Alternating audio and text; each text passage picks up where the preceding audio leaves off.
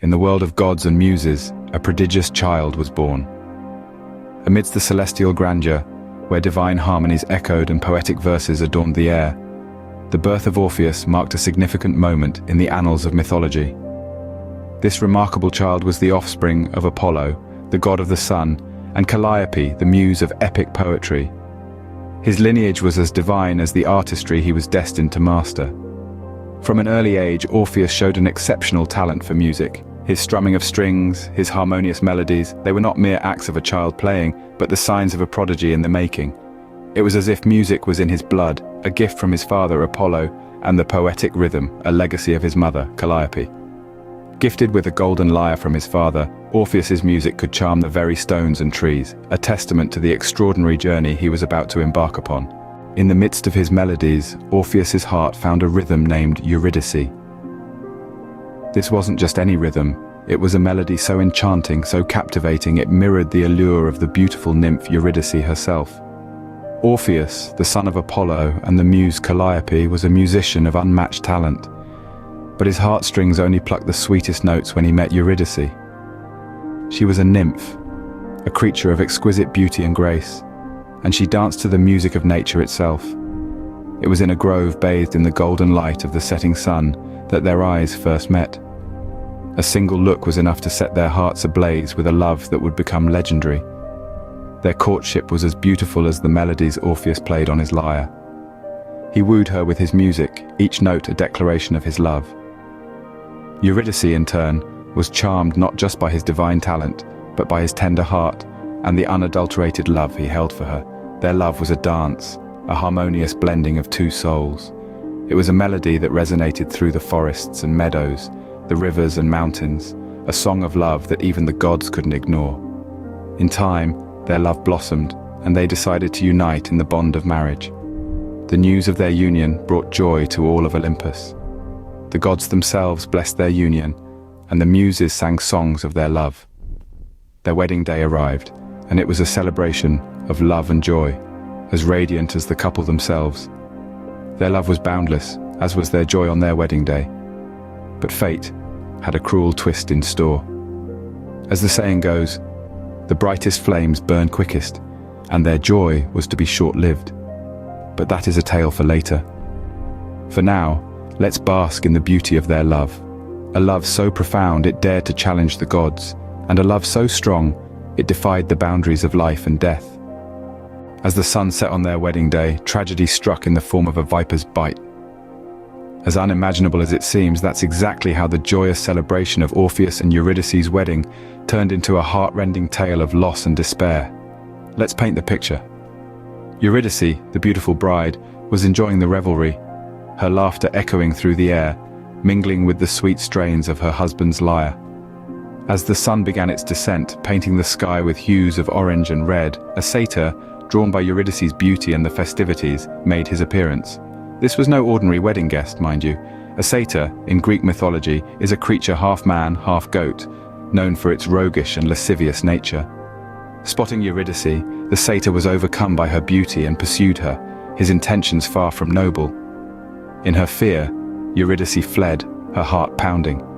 Here she was, running for her life on what was supposed to be the happiest day of her life. As she ran through the dense forest, her foot brushed against a viper hidden in the undergrowth. The snake, startled, lashed out and bit her, its venom seeping into her bloodstream. Eurydice fell, her world spinning as the venom took hold. The merriment of her wedding day was replaced by a deathly silence as she breathed her last. The satyr, realizing what had occurred, fled, leaving Eurydice alone in her final moments. Back at the wedding, Orpheus was left waiting, his lyre slowly falling silent as a sense of unease washed over him. When the news of Eurydice's death reached him, his world shattered. The music died in his throat, his lyre fell silent, and all that remained was a profound sorrow. Eurydice was taken too soon, leaving Orpheus alone with his grief and his lyre. The sun had set, the day was over, and the tragedy of Eurydice's death marked the beginning of Orpheus's sorrowful journey into the underworld. In his sorrow, Orpheus did what no mortal had ever dared. He ventured into the underworld. In the depths of his despair, Orpheus, the son of the god Apollo and muse Calliope, decided to undertake a quest that no mortal being had ever contemplated. He resolved to descend into the realm of the dead, the underworld, to rescue his beloved Eurydice. The journey was fraught with peril, but Orpheus was undeterred. He was not a warrior, he was a musician. His weapon was not a sword, but his lyre, a gift from his divine father, and his voice, a melody that could charm the very stones. As he journeyed deeper into the underworld, his music echoed through the cold, dark caverns, permeating the silence of the eternal gloom. Eventually, Orpheus found himself before the thrones of Hades, the ruler of the underworld, and his queen, Persephone. The sight would have been terrifying to any mortal, but not to Orpheus. His love for Eurydice gave him courage.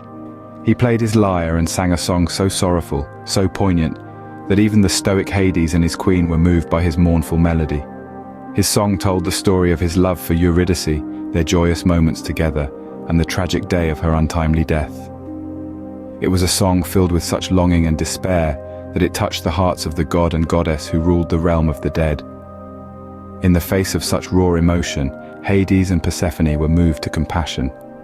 They decided to grant Orpheus a chance to bring Eurydice back to the world of the living, but this chance was not without its conditions.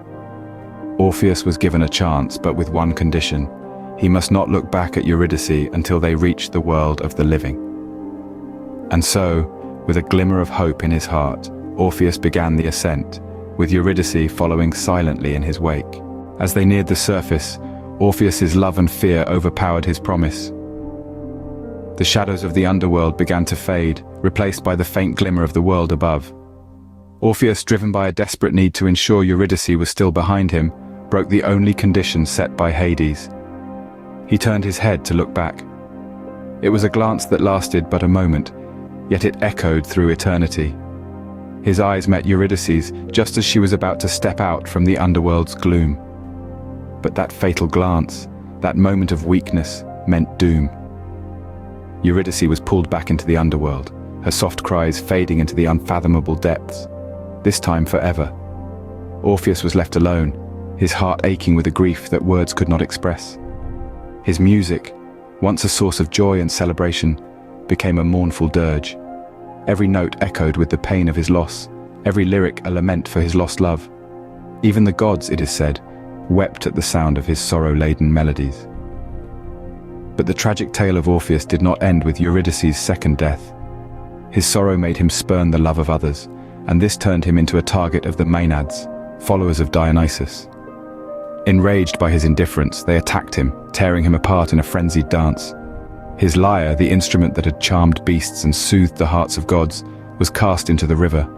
But even in death, Orpheus's music did not cease. His head and lyre, it said, floated down the river, still singing mournful songs of love and loss.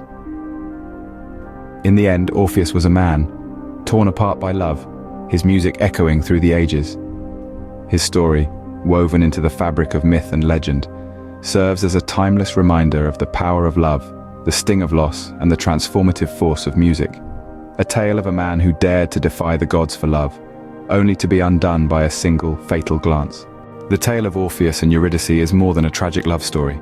It's a rich chronicle of passion, bravery, and heartbreak, woven with threads of divine intervention and human failings. Orpheus, the gifted musician, son of Apollo and Calliope, and Eurydice, his beloved, have become timeless symbols of undying love, and the lengths one would go to preserve it. Their tale is a poignant reminder of the power of love, strong enough to move even the stony hearts of the gods, and brave enough to venture into the darkest corners of the underworld. Yet it also underscores the inevitability of fate and the perils of defying divine conditions. Orpheus's tragic failure to adhere to Hades' terms paints a stark picture of the consequences of a single lapse in judgment. Their story, etched in the pages of mythology, serves as a timeless reminder of the power of love and the tragic cost of a single misstep. Thank you for watching. If you like this video, make sure to subscribe for more.